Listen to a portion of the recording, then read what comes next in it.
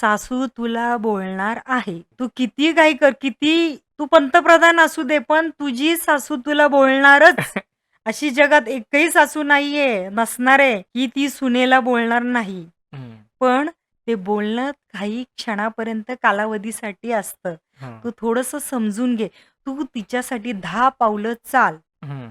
ती एक पाऊल असं टाकेल ना, की तू म्हणणारच नाही, की मी वेगळ्या घरात आली. तुला ते तुझंच घर वाटायला लागेल.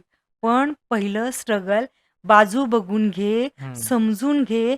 सगळं होणार आहे. भांडणं होणारच आहे. तुला खूप असं आहे ना, इतकं गुदमरल्यासारखं होईल ना, "यार मी कुठे आले?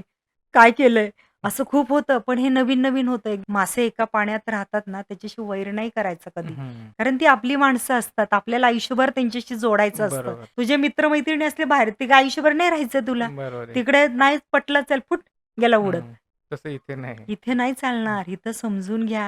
हे नातं शेवटपर्यंत टिकणार आहे. ती हं. बाई तुला कामाला येणार आहे. तुझ्या मुलाबाळांना कामाला येणार आहे. उद्या तुला नोकरी करायची आहे. तुझं मूल कोण? तुझी सासू बरोबर इतकं आहे. सुंदर मूल तुझं कोण सांभाळणार आहे? हं. तिला जी माया लागणार आहे नातवाविषयी, ती दुसऱ्यांना नाही लागणार. म्हणून तू आत्ता काळजी घे ह्या गोष्टींची. म्हणून हे प्री मॅरेज काउन्सिलिंग खूप महत्वाचं असतं.